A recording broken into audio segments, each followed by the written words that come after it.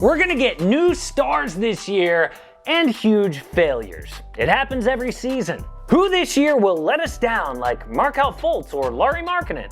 Who takes a big leap like Alex Caruso or Devonte Graham? This video picks out 10 young players for the 21 season to predict if they'll be awesome or awful. Hey, it's Casey. Welcome to AM Hoops. Hit subscribe and notification bells as we push for 100,000 subscribers. I can't wait to stop saying that because we finally reached the goal. We've got a big season coming up and a lot to talk about with these young players. But first, let's lay out some rules, all right? So number one, no rookies. These are just young players who need to take a big leap, but they have a question mark, which means no obvious guys like Ja Morant or Luka Doncic. We know that they're going to be amazing. So here are the top 10 young players I'm excited to see if they can make a big jump. Number 10, Cam Reddish. Thank goodness for the last 2 months of last season. In those games, Cam went from awful to a promising pro. He averaged about 14 points on 42% from downtown with decent defense. In the offseason, he worked out with Steph Curry, and the MVP says Cam Reddish looks amazing. I cannot wait to see if he takes that jump because the Hawks are serious about making the playoffs. The problem? Depth. Yes, even if Cam Reddish starts, which he might not, someone is going to have to sit when the game is on the line. I think Atlanta is going to go with Trae Young, Bogdan Bogdanovic, Danilo Gallinari, John Collins, and Clint Capella. Reddish will get relegated to the bench. If the Hawks had last year's roster, I would see a big leap, but now I've got to say no, not this year. Number 9, Kyle Kuzma. Last season, Kuzma had the luxury of not much Laker depth. LA felt like they needed Kuz to be the third best guy to win. Turns out they were wrong. Now the Lake Show knows they don't need Kuz, and they've got better players. Honestly, I can't wait to see how Kuzma responds, but I just don't think he's going to raise his game enough, and he will be traded by the deadline. Look, Kuzma can stay off social media all he wants, but the truth is that he has shined the most with the ball in his hands pre-LeBron James. His shooting is not good enough to be some spot-up role player, so I do not see that jump. Number 8, SHAI Gilgeous-Alexander. We have been told by every smart basketball mind that SHAI is a future all-star. Is that future now? I'll just say it, yes.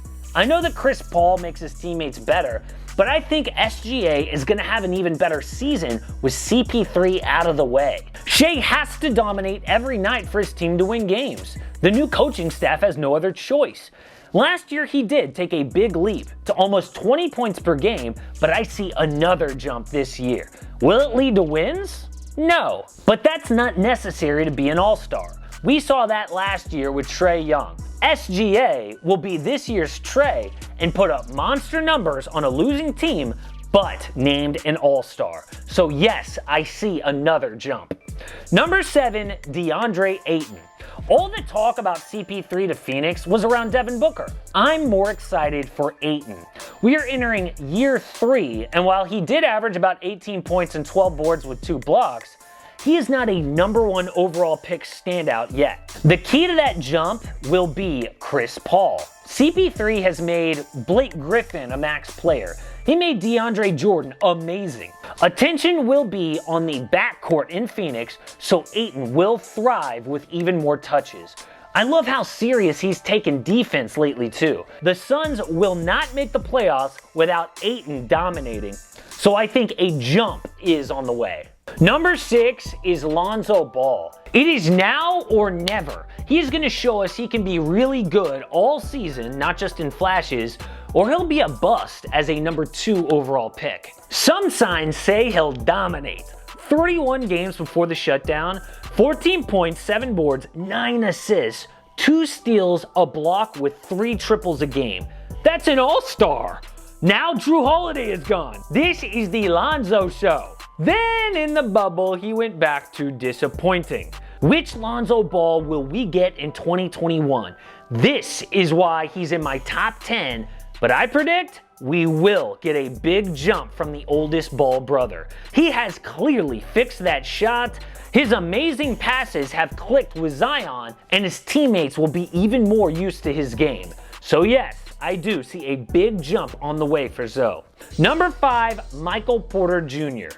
We were told if he got big minutes, MPJ would shine, and they did not lie.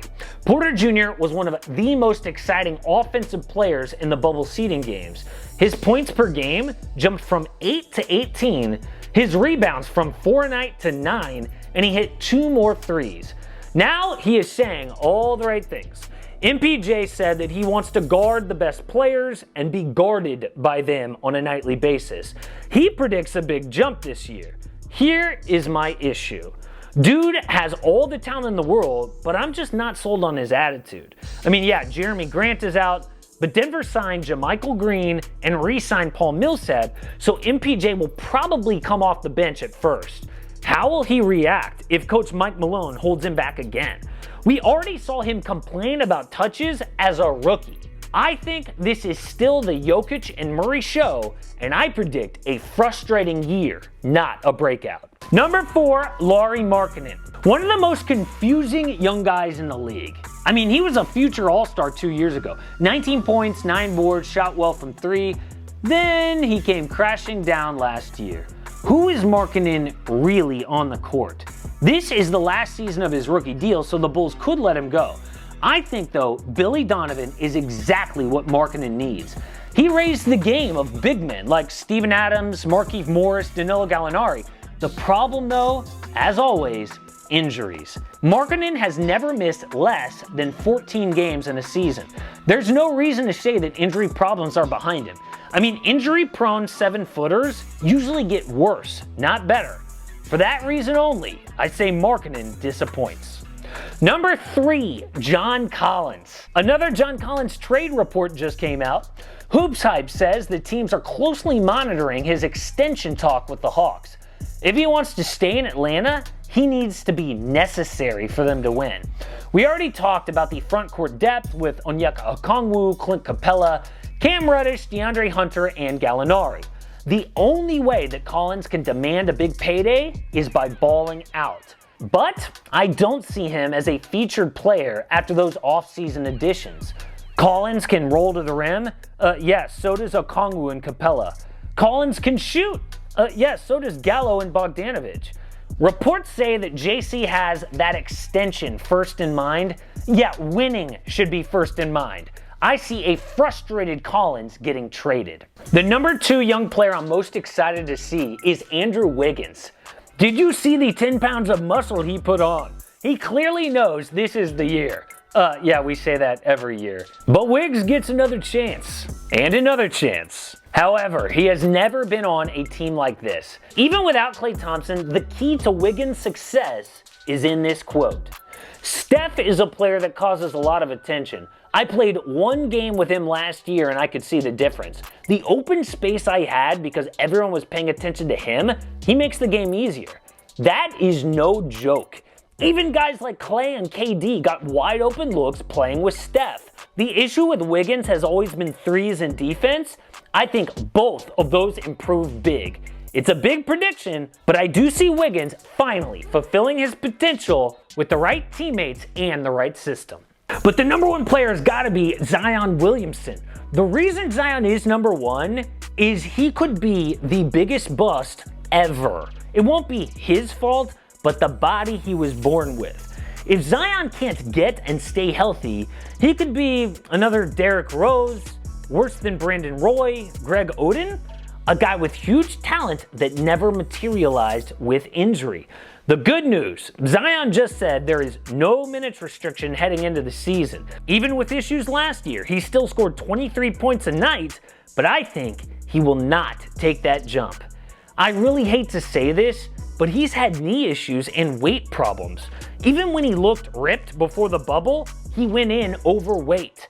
Like Markkanen, I need to see it to believe it. So those are the top 10 young players that I want to see. Obviously, we want to see them all reach their potential, but history tells us some will be stars, but some will be busts. Support AM Hoops and click subscribe. Don't miss a daily NBA video.